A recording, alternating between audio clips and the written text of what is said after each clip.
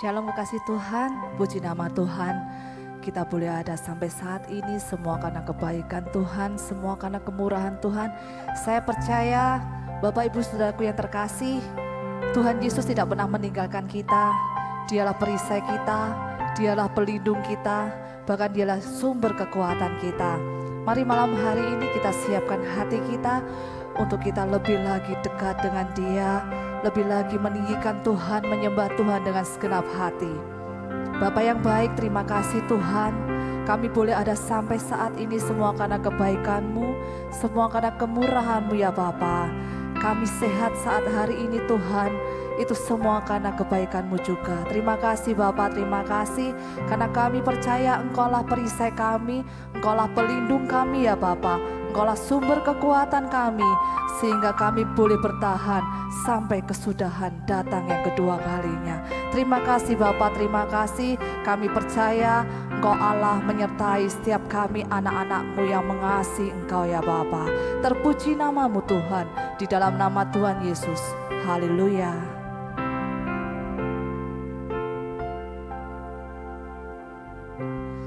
Engkaulah perisaiku saat badai hidup menerpaku.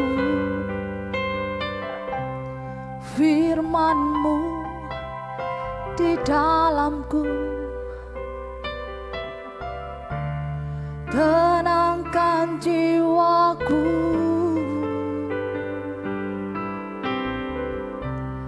Engkaulah perisaiku saat badai hidup menerpaku. Firman-Mu di dalamku tenangkan jiwaku.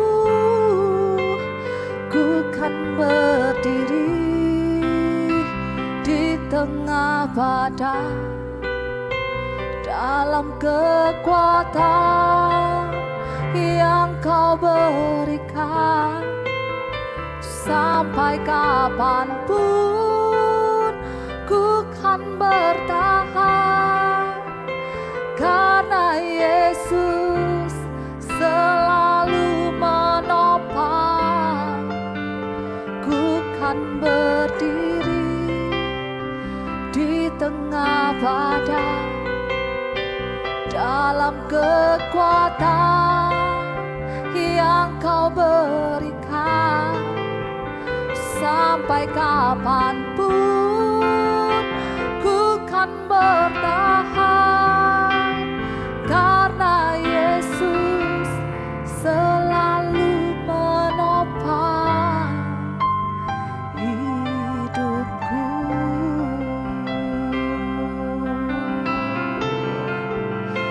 Mari bersama kita pujikan. Engkaulah perisaiku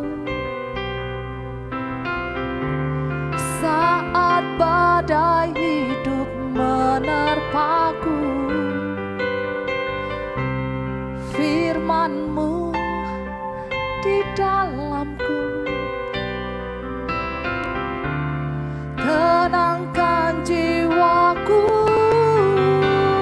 Ku kan berdiri di tengah badai dalam kekuatan yang Kau berikan.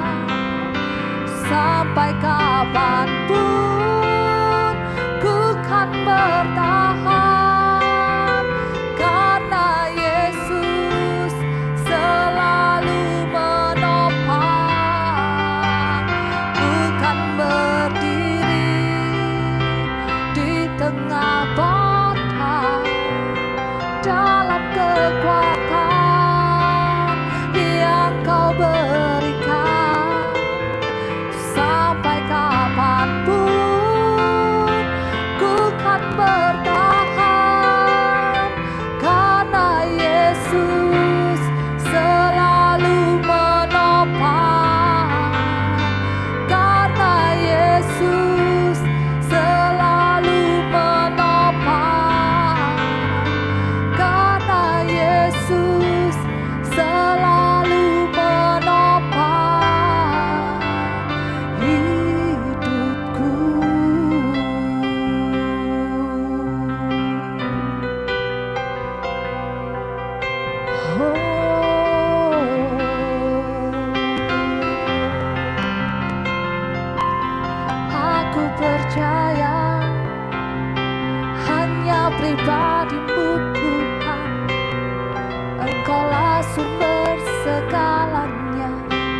yang ku perlu.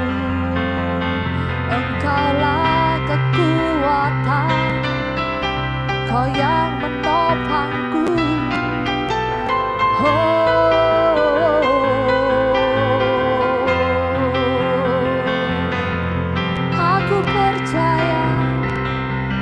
Aku percaya Tuhan. Oh Yesus.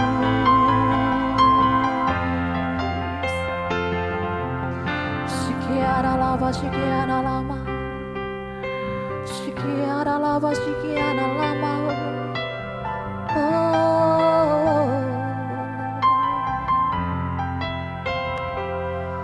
Hanya pribadi-Mu Tuhan yang ku perlu, yang aku butuhkan Tuhan. Hanya pribadi-Mu, oh Yesus, Yesus Tuhan. Engkau ku sembah, Kau ku tinggikan. Haleluya, oh, haleluya.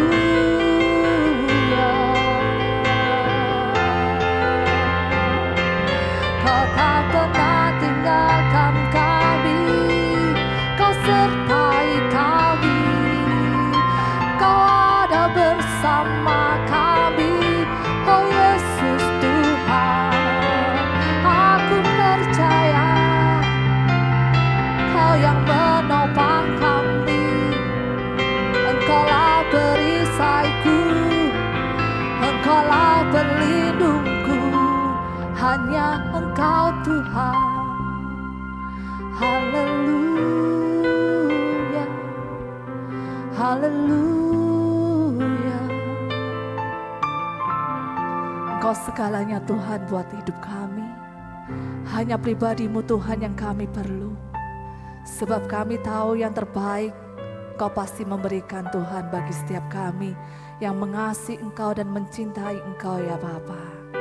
Dan kami percaya Tuhan bahwa pertolongan-Mu tidak akan pernah terlambat Tuhan untuk menolong setiap kami. Bahkan tidak terlalu cepat Tuhan Kau menolong kami. Tapi kami sangat percaya bahwa janji-Mu ya dan amin dalam hidup kami Tuhan. Terima kasih Bapa, terima kasih.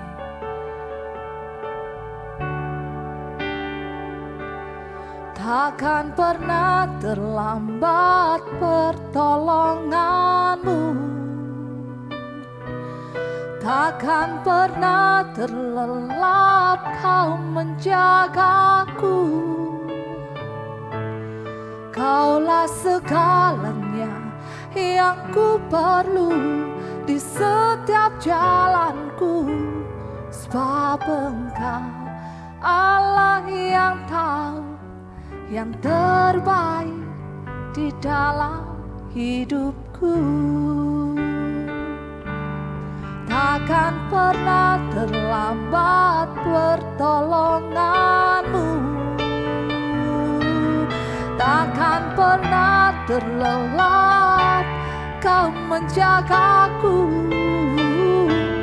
Kaulah segalanya yang ku perlu di setiap jalanku, sebab Engkau Allah yang tahu yang terbaik di dalam hidupku.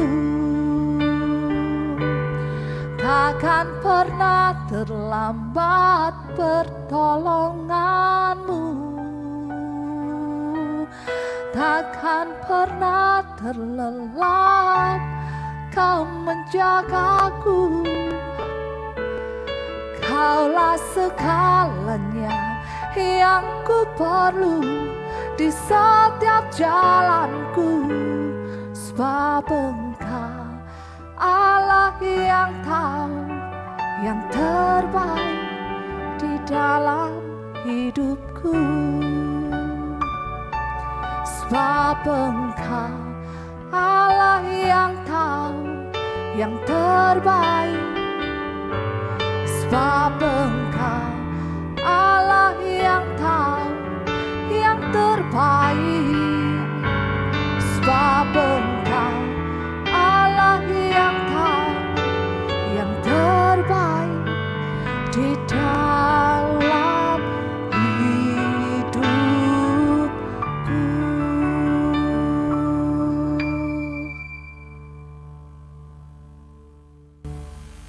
Terima kasih Tuhan atas kebaikan-Mu.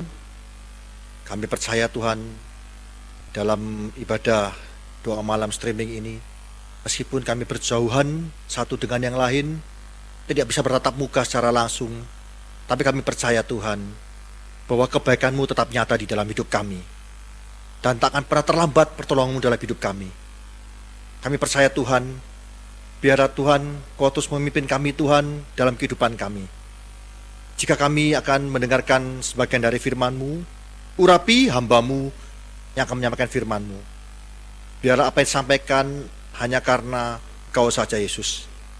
Kuasai hati pikiran kami yang mendengarkan, supaya kami bisa mengerti firman ini Tuhan. Dan kami percaya Tuhan, jadi kekuatan bagi kami, dapat kami aplikasikan di dalam hidup kami Tuhan.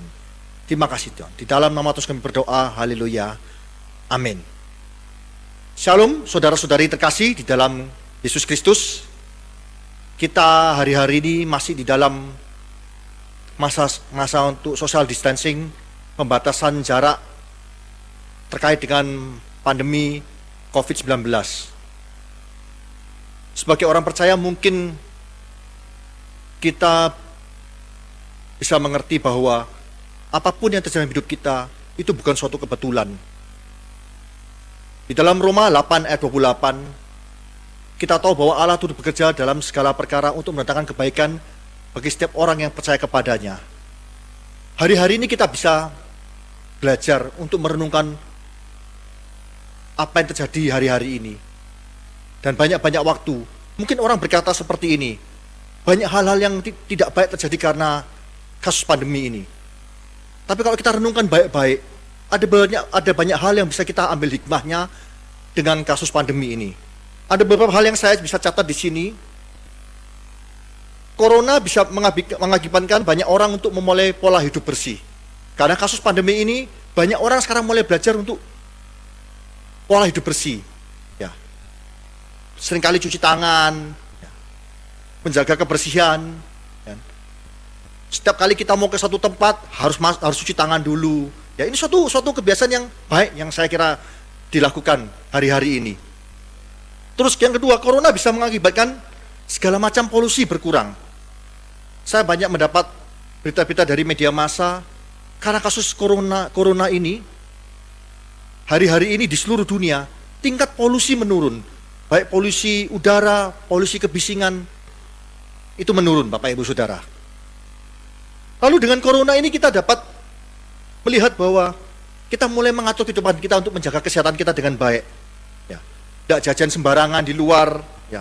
Mulai makan makanan yang seimbang, mulai mengatur pola istirahat yang baik, ya. Anak-anak muda yang seringkali begadang, ya, dibatasi hari-hari ini. Orang-orang yang sering begadang sampai malam, ya, mau tidak mau akhirnya dibatasi. Lalu ada hal yang lain yang kita bisa ambil hikmahnya melalui pandemi corona ini. Ya.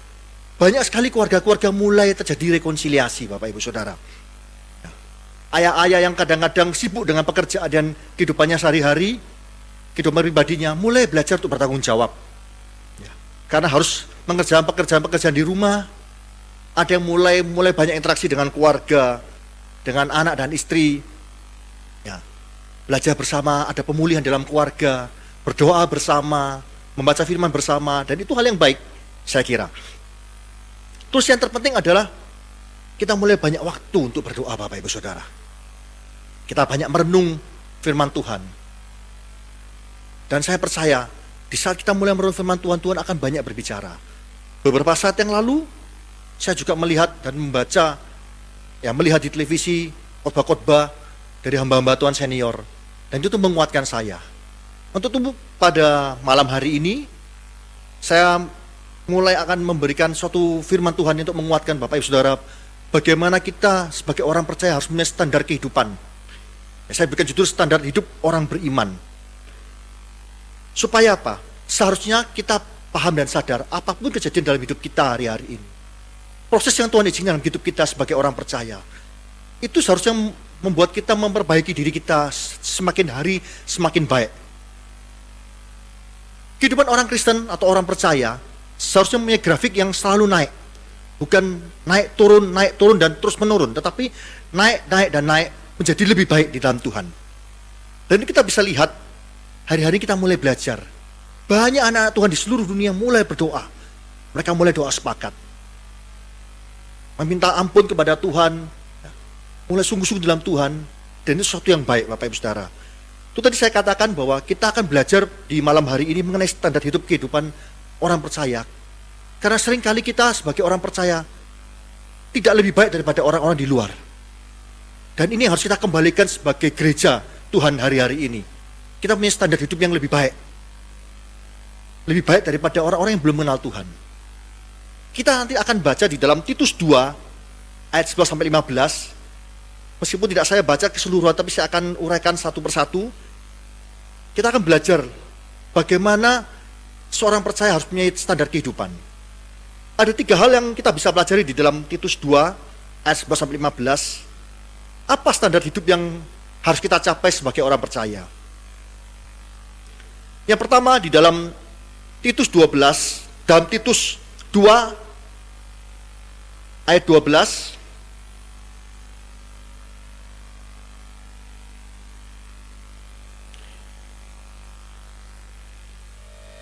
Atau kita baca dari ayat 11 dikatakan seperti ini, karena kasih karunia Allah yang menyelamatkan semua manusia sudah nyata.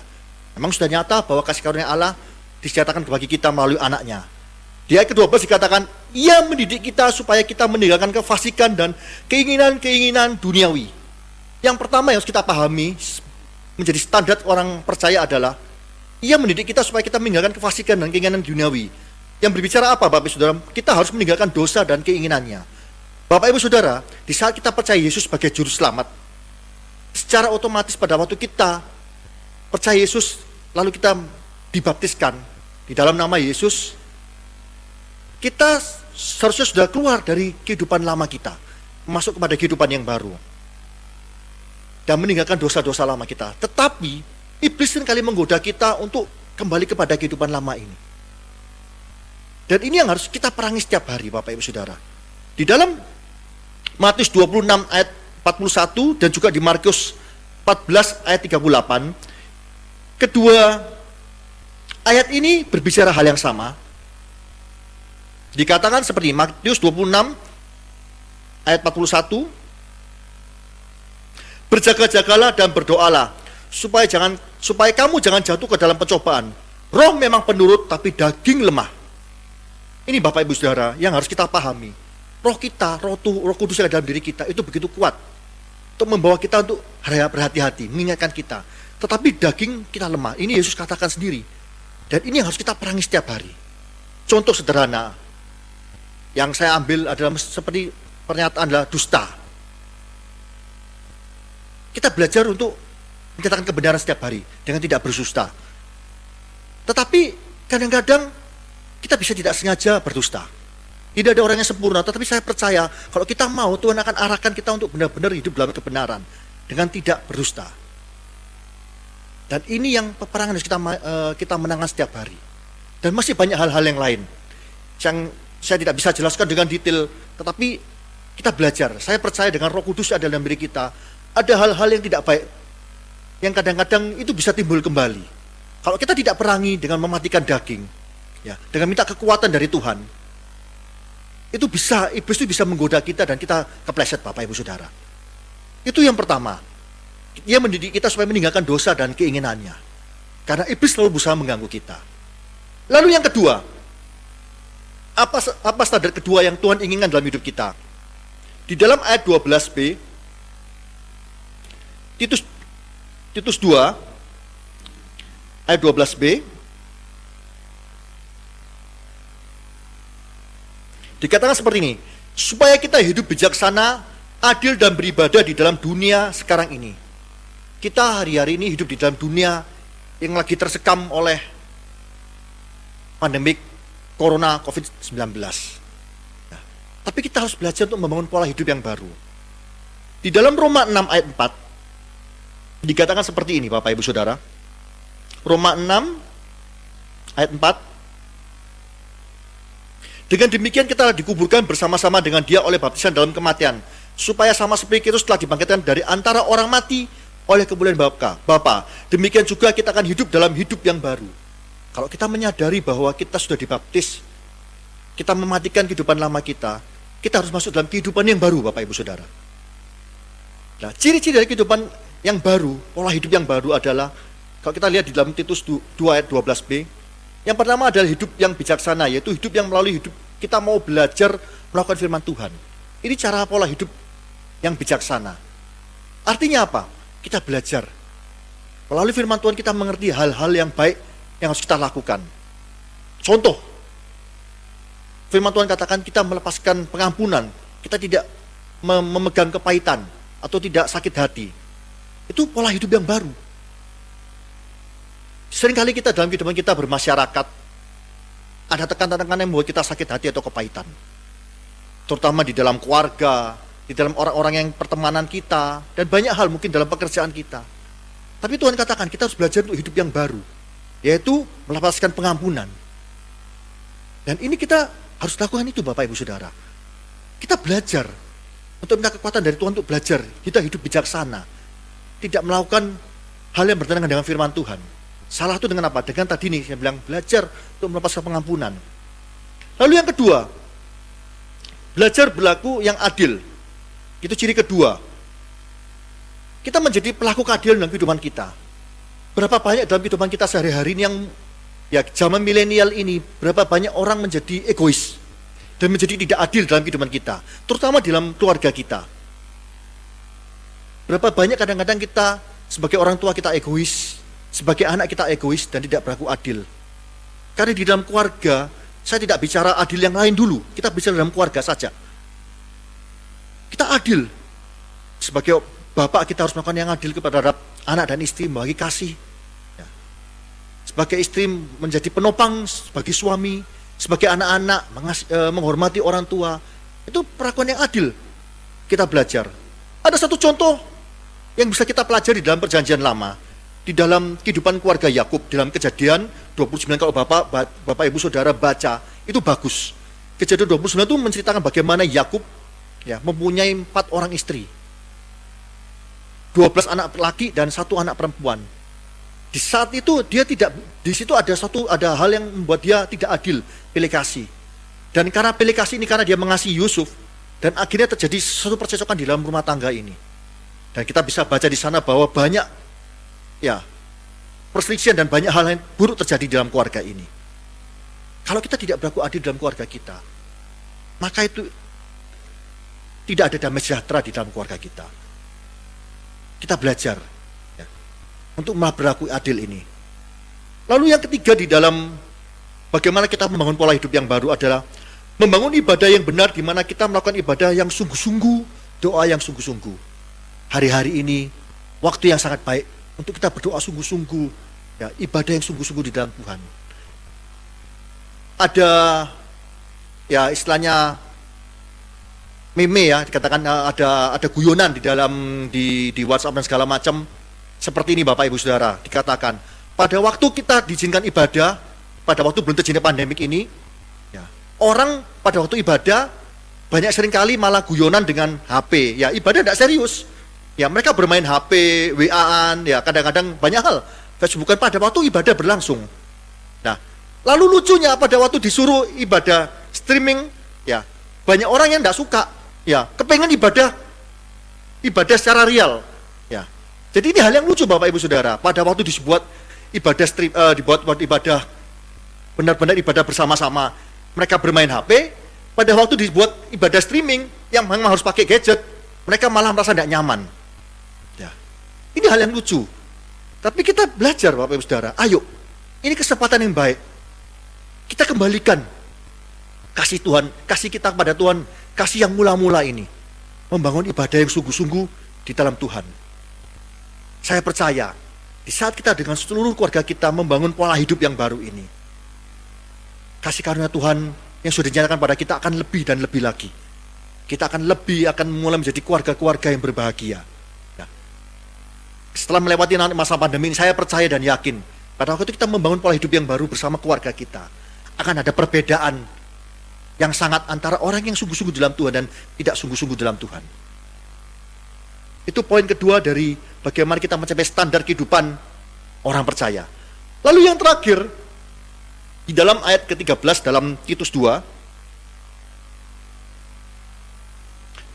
Titus 2 ayat ke-13 dikatakan seperti ini. Dengan menantikan penggenapan pengharapan kita yang penuh bahagia dan pernyataan kemuliaan Allah yang maha besar dan juru selamat kita, Yesus Kristus. Menantikan penggenapan pengharapan kita yang penuh bahagia dan pernyataan kemuliaan Allah. Apa maksudnya ini? Kita menaruh pengharapan akan Yesus Kristus. Kalau kita membaca ayat-ayat ini, gereja Tuhan yaitu kita, masing-masing adalah gereja Tuhan. Ya. Setiap orang percaya adalah gereja Tuhan, Bapak Ibu Saudara. Bukan gereja Tuhan itu bukan berbicara mengenai gedung sebetulnya, tetapi adalah kita orang percaya adalah gereja Tuhan. Dan kita, setiap gereja Tuhan itu menantikan kedatangan Tuhan untuk kedua kalinya. Itu yang seharusnya sebenarnya yang dilakukan oleh orang-orang percaya. Tetapi kita kadang-kadang tidak mengerti ini, bahwa ada suatu kemuliaan yang menanti kita, pengharapan akan kedatangan Tuhan ini. Dan ini menjadi kekuatan bagi kita, bahwa segala sesuatunya akan ada akhirnya. Untuk itu jangan pernah kita putus pengharapan di dalam Kristus. Karena pengharapan kita hanya dalam Kristus itu harus kita pegang mutlak sampai kapanpun, seberat apapun permasalahan kita. Ya, saya tidak tahu apa yang terjadi bagi dalam Bapak Ibu Saudara hari-hari ini. Ya, mungkin karena kasus pandemik ini, perekonomian menjadi lesu. Saya tadi dengar banyak anak-anak Tuhan juga yang mungkin bekerja ikut orang harus dirumahkan. Lalu ada pemotongan gaji. Ada bahkan yang karena dirumahkan dia tidak mendapatkan gaji. Banyak hal. Tapi mari, saya tidak tahu satu persatu permasalahan Bapak Ibu Saudara, tapi saya percaya satu hal, bahwa Yesus Kristus, Allah kita, ada bersama-sama Bapak Ibu Saudara melalui Roh Kudus. Dia akan memberikan hikmat bagi Bapak Ibu Saudara apa yang harus dilakukan. Pasti ada jalan keluar. Kami hari-hari ini mulai bekerja sama untuk mulai mengembangkan pelayanan sosial. Ya, kami lagi persiapkan sistemnya untuk kita mulai bergerak, gereja mulai bergerak. Ya, terutama bagi jemaat, ya, lalu bagi orang-orang Kristen di sekitar kita. Dan nanti bagi orang-orang yang memang membutuhkan. Ayo Bapak Ibu Saudara, mari sandarkan pengharapan kita kepada Yesus Kristus. Jangan pernah takut dan gentar.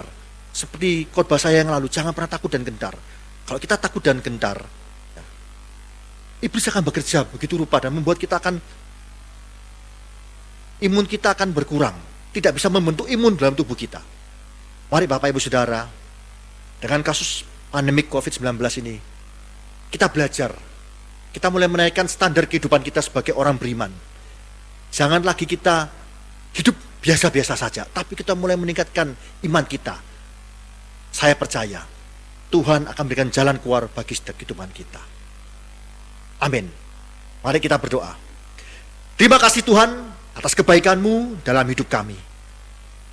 Meskipun kami berjauhan satu dengan yang lain, dan mungkin kami hari-hari ini mengalami suatu kesusahan dalam hidup kami, tapi kami percaya satu hal Tuhan, bahwa kami Tuhan tidak pernah ditinggalkan sedikit pun oleh Engkau Tuhan. Kau ada selalu bersama kami Tuhan.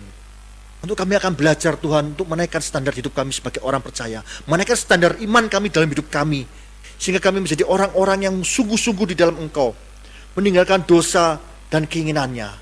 Kami juga akan belajar untuk mulai kehidupan kami yang baru Tuhan, melakukan firman Tuhan dalam setiap kehidupan kami, jadi berkat bagi setiap kehidupan kami Tuhan, dimanapun kami berada. Dan kami tidak akan pernah melepaskan pengharapan kami kepada Engkau Tuhan, karena kami percaya Tuhan, biarlah Tuhan orang di luar kami melihat kami berbeda dengan mereka, karena kami punya Engkau Yesus di dalam kami. Pimpin kami Tuhan, hamba-Mu berhenti berbicara, tapi kami percaya Tuhan, Kau akan terus melawat mereka Tuhan, setiap anak-anak-Mu dimanapun mereka berada Tuhan. Supaya Tuhan Kau berikan hikmat-Mu dalam kehidupan mereka. Kami percaya Tuhan menyertai kami semua. Dan kami percaya satu hal Tuhan, tidak ada satupun anak-anak-Mu yang terjangkit COVID-19 ini Tuhan. Malaikat memagari, membentengi setiap kami Tuhan. Sehingga kami tidak terjangkit oleh virus ini Tuhan. Kami percaya Tuhan. Biarlah kami yang bersungguh-sungguh tetap di dalam Engkau Tuhan Yesus. Terima kasih Tuhan. Masuk kekasih. Di dalam kehidupan kami ini Tuhan. Kami percaya Tuhan, kami menaruh pengharapan padamu. Kami akhiri setiap doa kami hanya di dalam nama Tuhan Yesus Kristus Allah yang kami percayai. Haleluya. Amin. Telah kulihat kebaikan-Mu yang tak pernah habis di hidupku.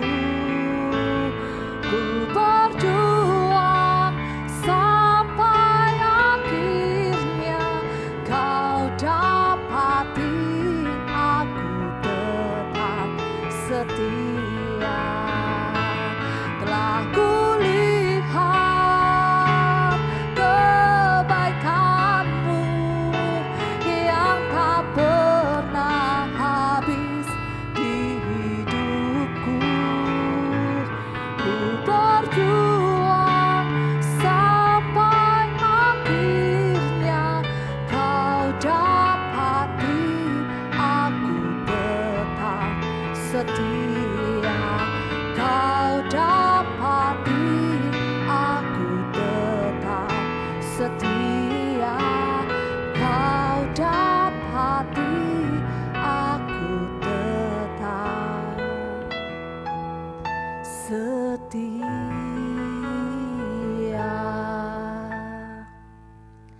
Tetaplah setia di dalam Tuhan dan milikilah iman yang teguh di dalam Dia, sebab Dia Allah yang setia. Dia tidak pernah meninggalkan saudara dan saya. Tuhan Yesus memberkati.